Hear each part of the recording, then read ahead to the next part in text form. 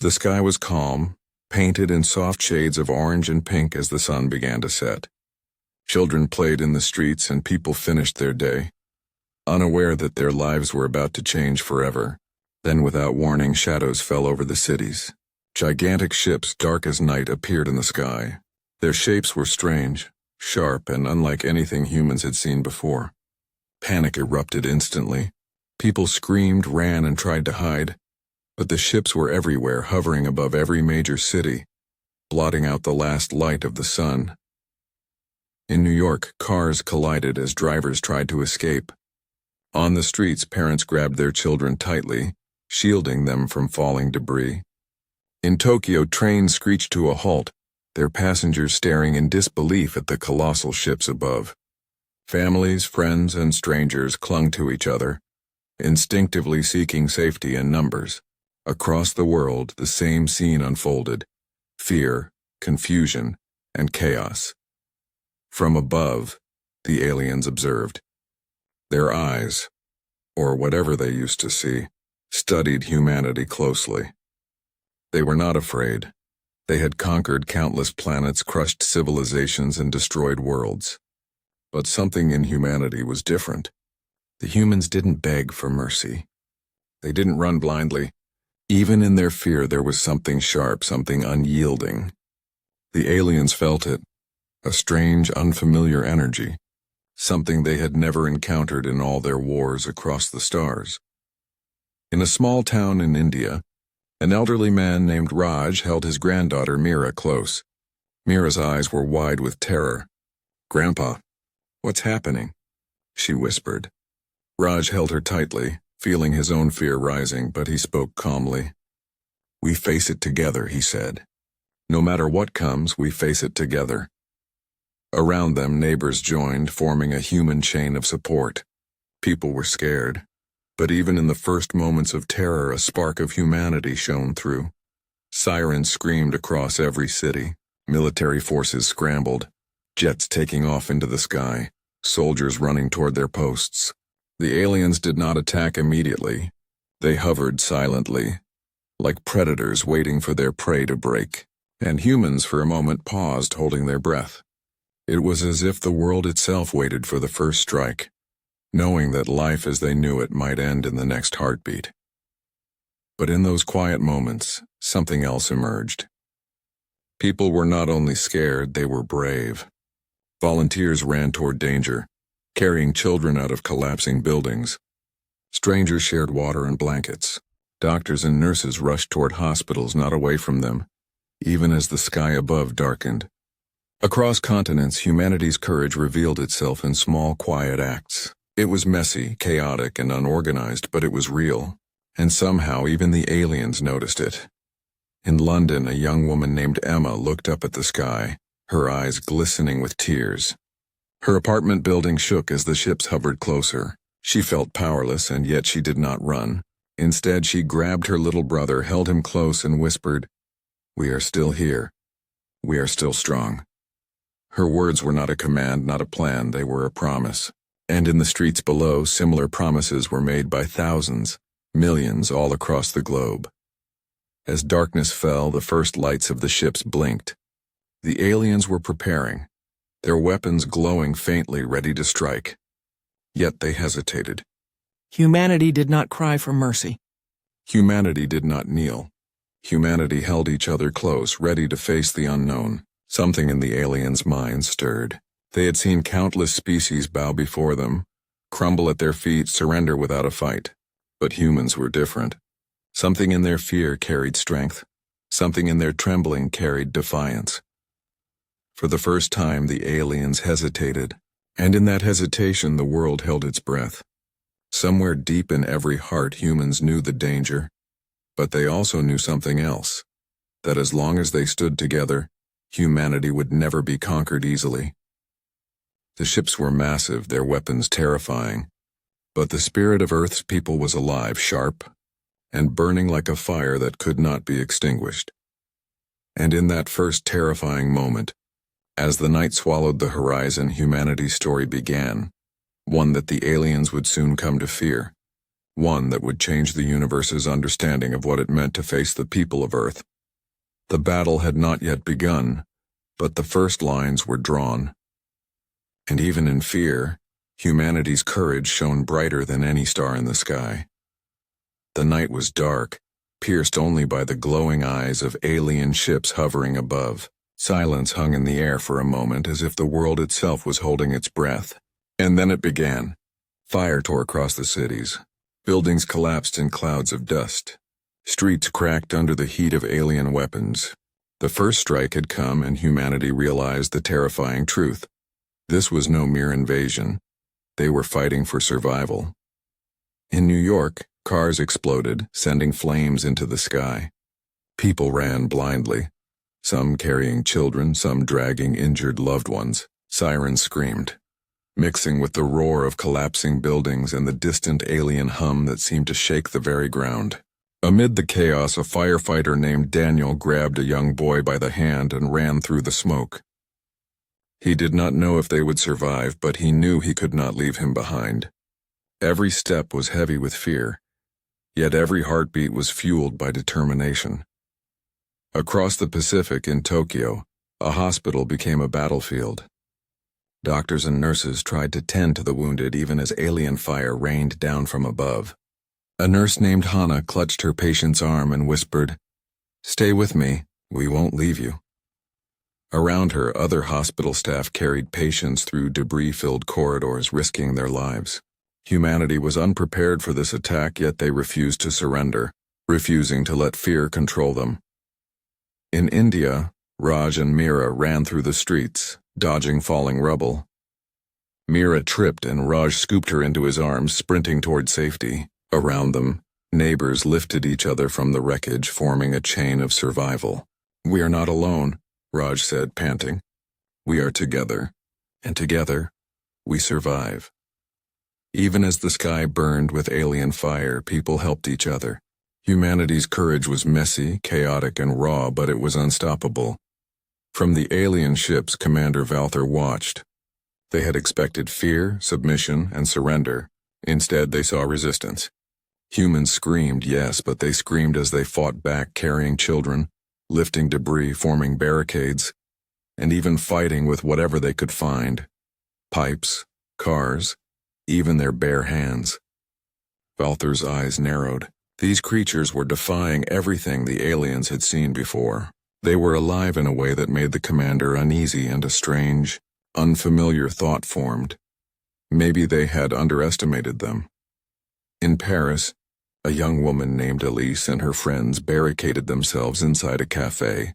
They could hear the alien ships above, their weapons firing like thunder. One of her friends shook in fear, but Elise held her tightly. "We have to survive," she said firmly. "We have to live. That is how we win. Not by giving up, but by refusing to stop." Her voice trembled, but her determination was stronger than the fire raining down on the city, and her friends, inspired by her courage, stood taller, holding each other close. Even as cities burned and people died, something remarkable was happening. Humanity was learning, adapting, and fighting. Streets became traps for alien scouts. Underground tunnels served as refuges and command centers.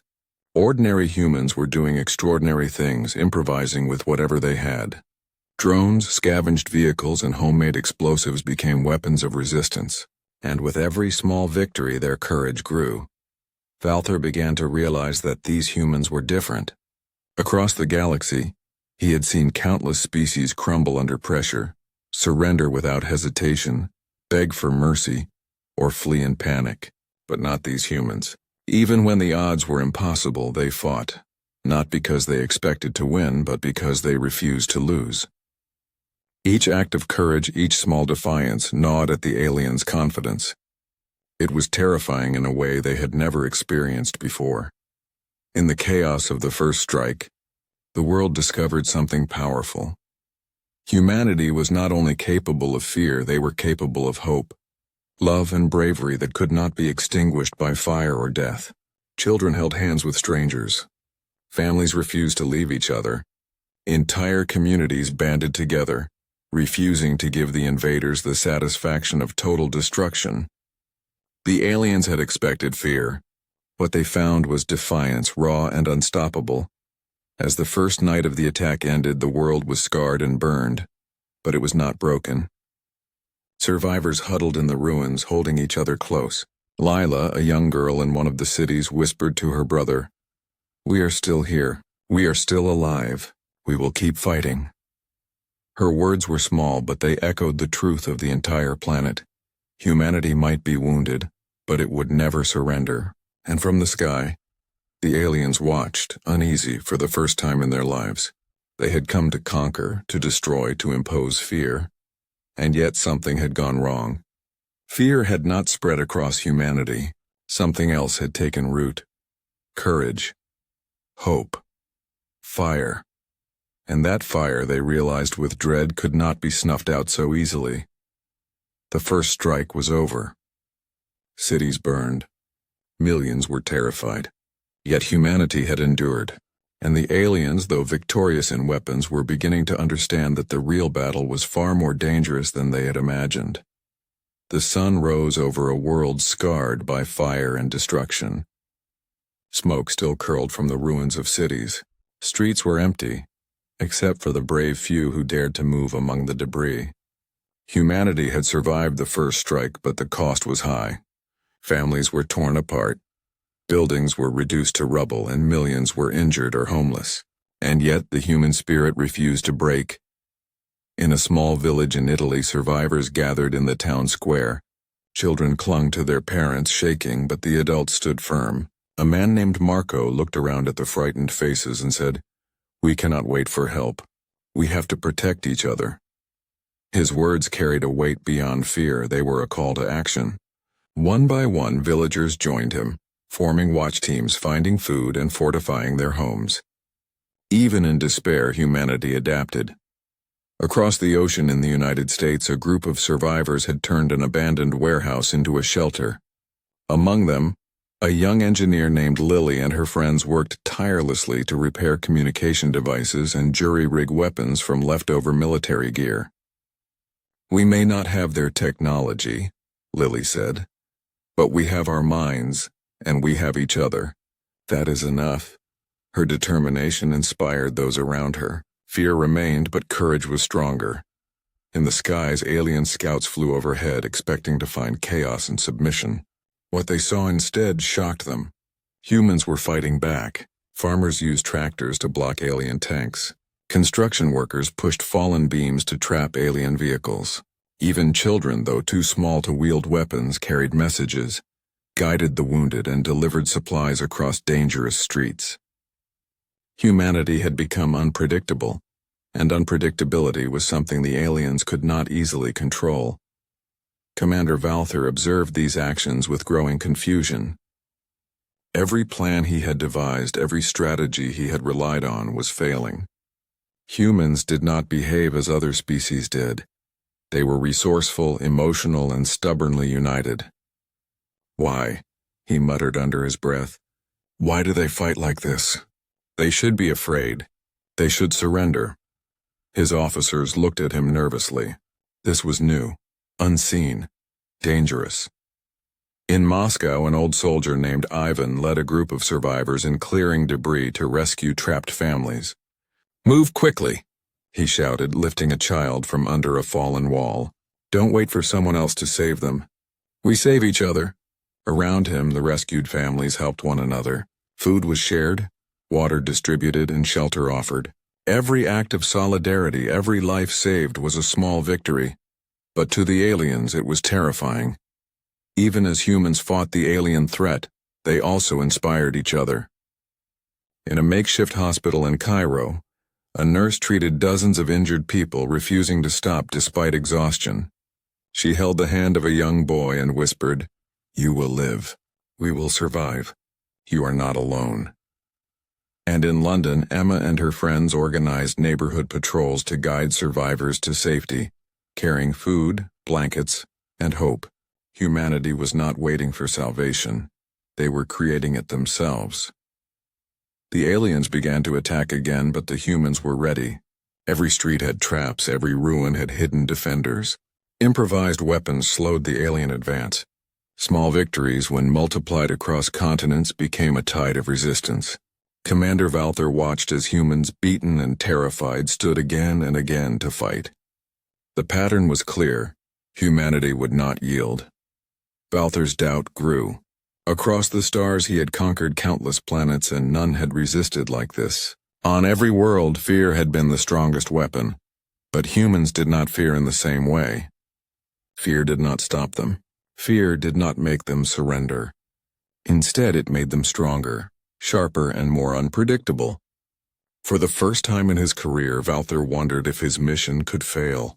In Rio de Janeiro, a young girl named Sofia led a small group of children to rescue trapped pets and animals from collapsed buildings. Her courage was simple but profound. Even in a world destroyed by alien fire, she refused to abandon the helpless. The adults who watched her were moved to tears, inspired to keep fighting despite exhaustion and despair. Humanity's courage was contagious. By nightfall, the aliens began to retreat slightly, confused by the unexpected resistance. Commander Valther realized a terrible truth. Humans were not like any other species he had encountered. They did not fight for power, for conquest, or even for survival alone. They fought for each other. Every life mattered, every action counted. And in that unity, in that relentless defiance, lay a strength the aliens could not destroy. Across the world, survivors held each other close in the ruins. Tears were shed, wounds treated, and promises made. We will survive. We will fight. We will protect each other. Humanity was battered and bleeding, but the fire in their hearts burned brighter than ever. And somewhere in the alien command ships, Valther stared at the humans below, a chilling thought forming in his mind. This species, this small, fragile, emotional species, was not to be underestimated. The battle for Earth had only begun, but the first lesson was clear. Humans were not weak. They were not predictable. They were unpredictable, relentless, and fiercely united. And in their eyes there was something no alien had ever faced: unyielding courage. The night had passed, leaving behind a world scarred by fire and smoke. The alien ships still hovered above, their dark silhouettes cutting across the sky. But humanity was no longer waiting to be destroyed. Across cities and villages, a strange energy had risen, a determination that would not be extinguished. People were afraid, yes, but they were angry, resourceful, and ready to fight back. In New York, Daniel, the firefighter, gathered a group of survivors. With his experience in emergency situations, he began to organize a plan. "We can't match their weapons," he said, looking at the frightened faces around him. "But we can use our minds. We can use our streets. We can surprise them." The survivors nodded, some trembling, some hopeful. For the first time since the attack, they had a purpose beyond survival. They had a plan. Engineers, mechanics, and ordinary citizens worked tirelessly to turn ordinary tools into weapons. Cars were rigged with metal spikes to block alien vehicles. Household chemicals were combined into makeshift explosives. Drones were hacked to scout alien positions. From rooftops, sharpshooters kept watch, signaling warnings with lights and flags. The world had become a battlefield, but it was a battlefield of ingenuity, courage, and unity. In a destroyed district of Tokyo, Lily led a small team to capture a fallen alien probe. "If we can learn how they see us, we can fight smarter," she said. Her voice was calm, but her hands shook with adrenaline. The team moved carefully, avoiding patrols and using debris for cover. When they finally reached the probe, Lily studied its circuits, her mind racing. "We can do this," she whispered. "We can fight them on our terms." And in that moment she felt a surge of hope that spread to her teammates like fire. Meanwhile, Commander Valther watched from his ship. Confusion twisted his expression. Humans, beaten and terrified, were now attacking.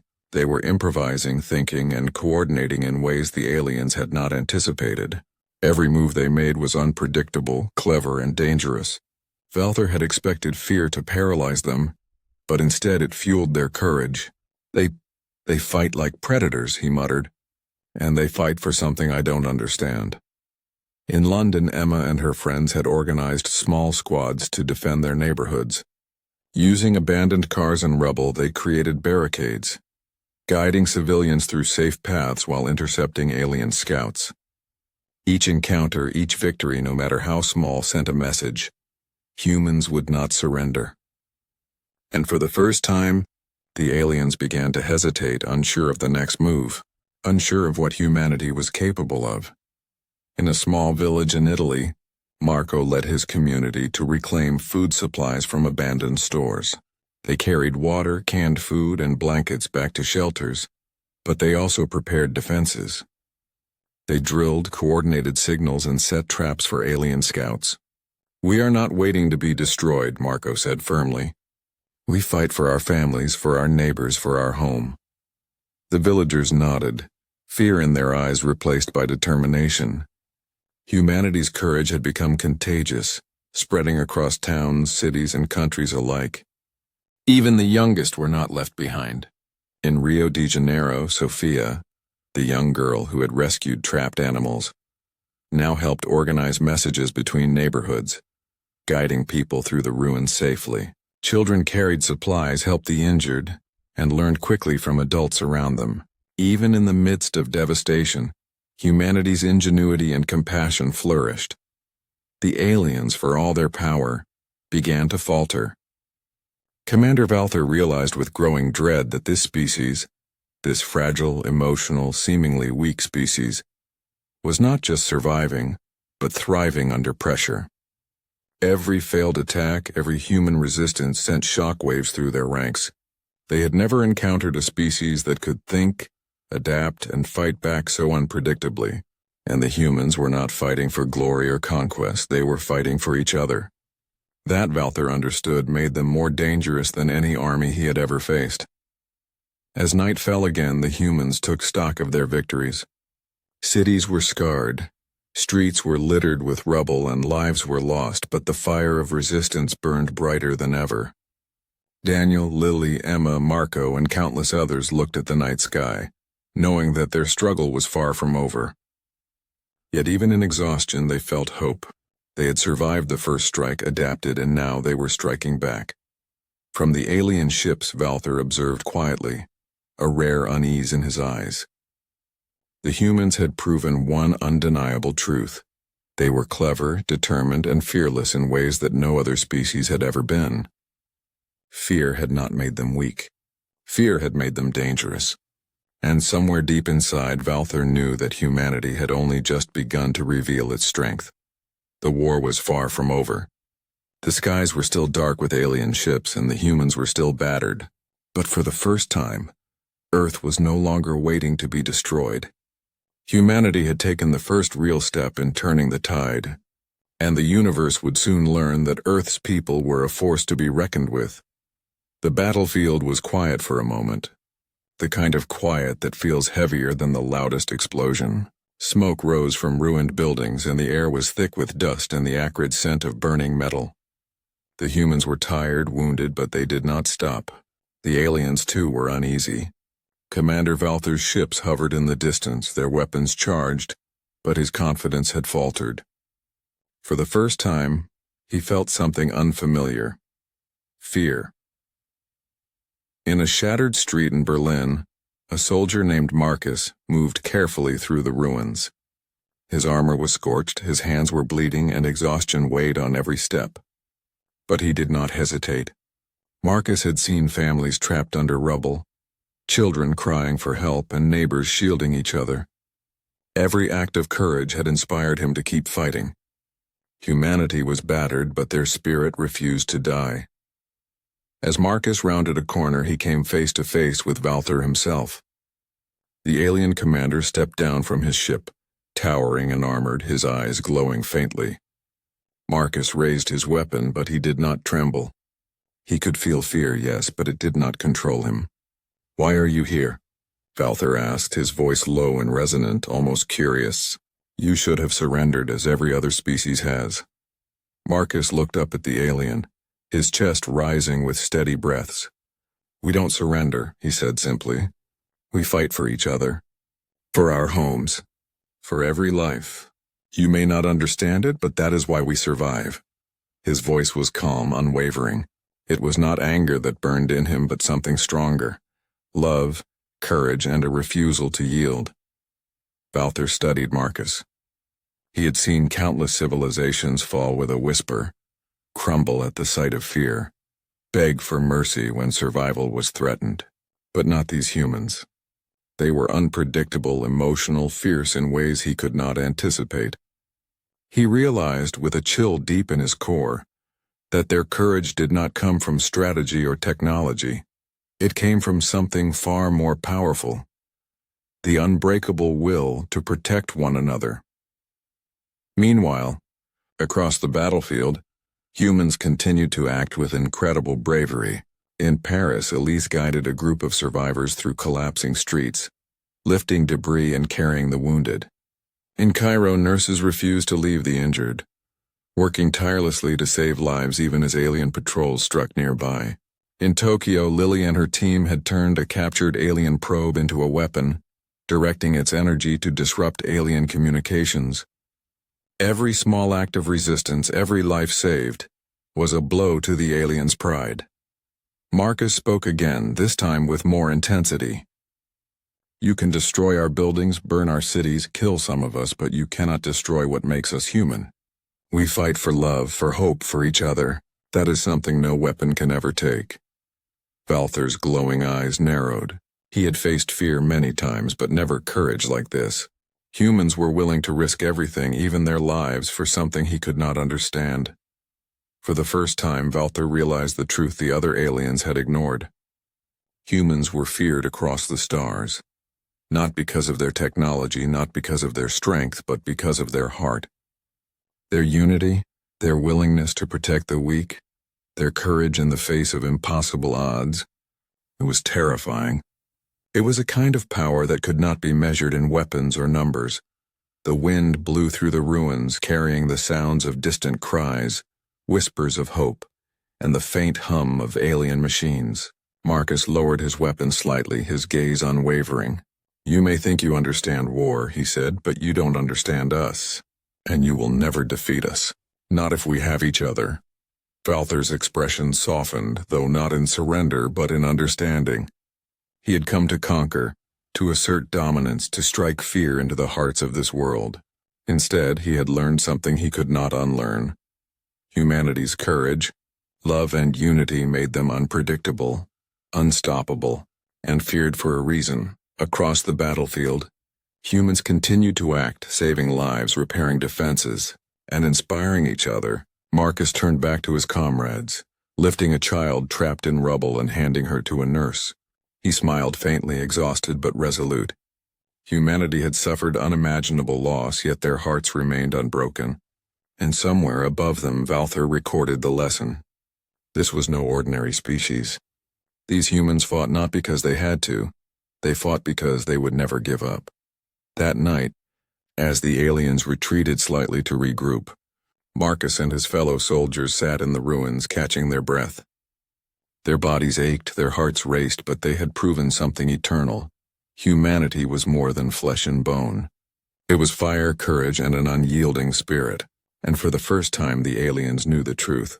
This species was not just surviving. They were feared across the stars.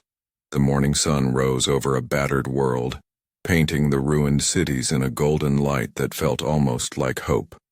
Smoke still curled from shattered streets, and buildings leaned precariously, scarred by alien fire. Yet humanity had survived. And now they were no longer hiding. They were ready to strike back. In New York, Daniel gathered his team in the ruins of a collapsed subway station. "We've survived the worst," he said, his voice steady despite the exhaustion. "Now it's time to fight for what is ours. Every street we reclaim, every family we save is a victory. And we cannot stop." Around him, survivors, soldiers, engineers, students, and ordinary citizens nodded. Their faces were tired, smeared with dust and blood, but their eyes burned with determination. Humanity had learned, adapted, and now they were taking control. Across the world, similar scenes unfolded. In Paris, Elise led a group to reclaim a hospital that had been occupied by alien forces. Using clever traps and improvised weapons, they drove the invaders out. Civilians cheered quietly as doctors and nurses reopened the wards tending to the wounded. Each victory, small or large, became a symbol of resilience. Humanity was no longer only surviving, they were reclaiming their world. In Tokyo, Lily and her team had modified captured alien technology. Drones now scouted enemy positions and hijacked communication devices misled alien patrols. Civilians worked alongside soldiers, creating clever distractions and barricades. The humans were united, each person contributing in whatever way they could. Every victory was a step toward hope, and every life saved was proof that humanity's spirit was stronger than any weapon. Commander Valther observed from his ship, unease growing with every human action. Their resistance was no longer reactive, it was organized, coordinated, and bold. Humans were striking back in ways he had never imagined. Every victory on the ground shook his confidence, and every clever tactic made him question the mission he had thought was certain. They are relentless, he muttered, and they do not fight for power, only for each other. In Rio de Janeiro, Sophia and a group of young volunteers guided children and families through the streets safely, even rescuing animals left in collapsed buildings. Her courage, quiet and unwavering, inspired the adults around her. The humans had begun to rebuild not only their defenses but their hope. Each act of bravery, each life saved, reminded them why they were fighting. Humanity was more than flesh and bone, it was courage, compassion, and determination that refused to die. Even the smallest acts mattered. In a village in Italy, Marco and his neighbors recovered food and water from abandoned stores while simultaneously fortifying their homes. They improvised weapons from farm tools and built barricades in narrow streets. Children delivered messages and guided those lost in the chaos. Every small victory became a ripple, spreading hope across towns, cities, and nations. Humanity's determination was infectious, and it grew stronger with every passing hour. Valther felt a growing fear he could not control. He had faced countless civilizations, but none had resisted like this. They were clever, unpredictable, and united. They fought not for conquest, not for greed, not for glory. They fought for their families, their friends, and their homes. And that made them dangerous. More dangerous than any weapon, more dangerous than any army. For the first time, Valther realized that he was witnessing something extraordinary. A species whose courage and compassion could defy the universe itself. As humans reclaimed streets, hospitals, and neighborhoods, they also inspired one another. Survivors shared supplies, tended to the wounded, and held each other through exhaustion and grief. Children laughed despite the ruins around them, and families rebuilt homes from rubble. Every action was a defiance of fear, a statement that humanity would never be broken. By nightfall, the aliens had retreated to regroup. Their ships hovered damaged and wary while humans lit fires, sang quietly, and tended to each other. Daniel stood on a roof looking over the city he had helped save.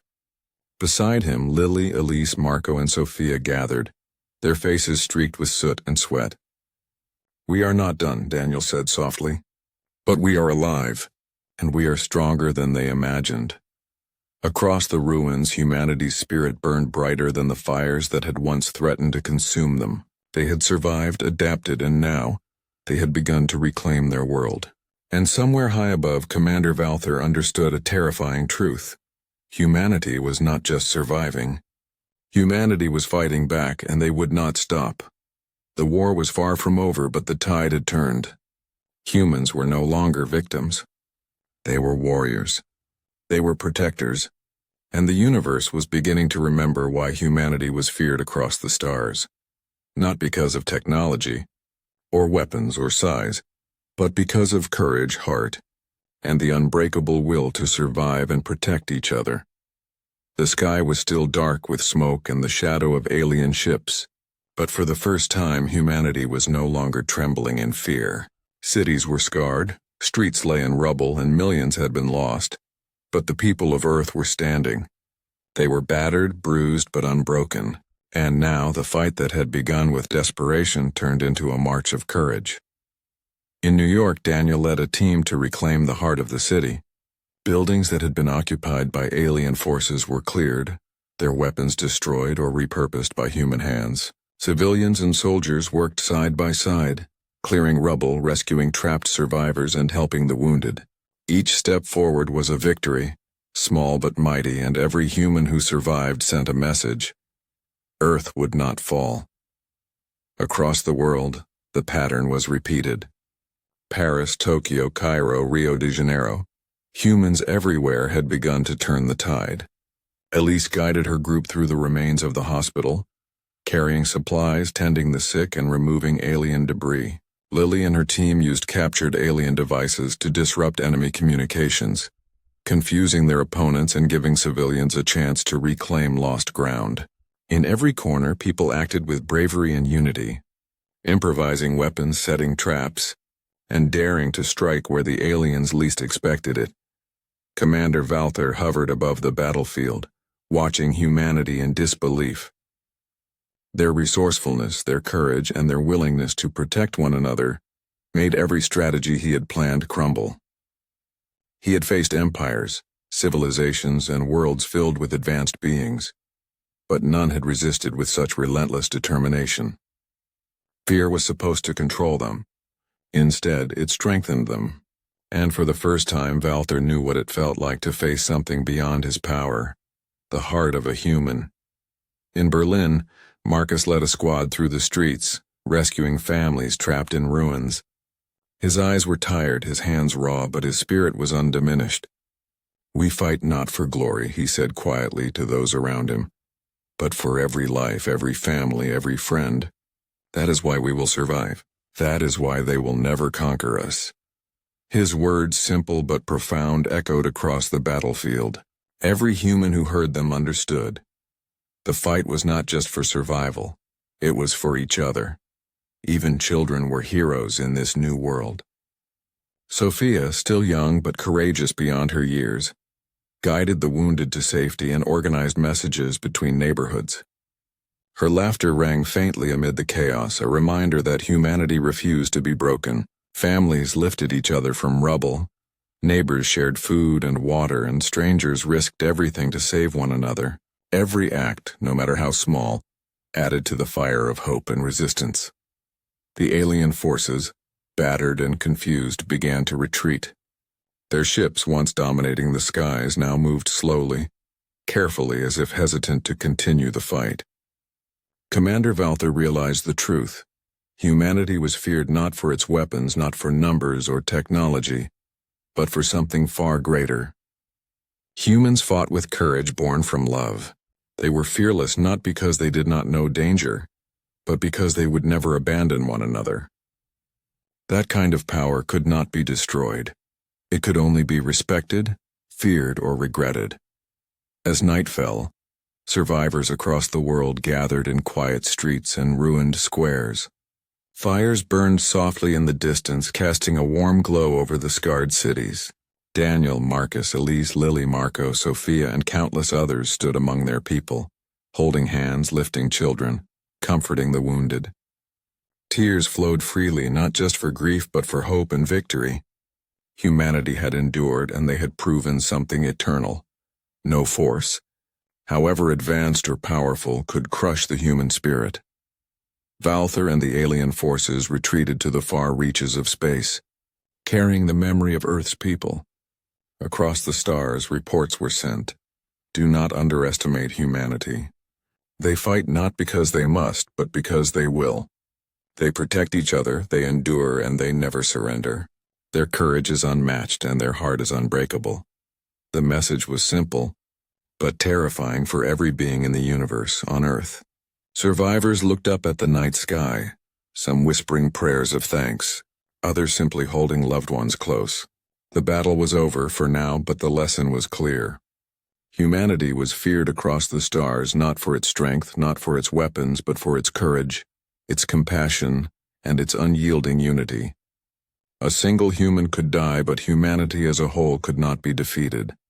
And somewhere deep in the universe, alien commanders would remember.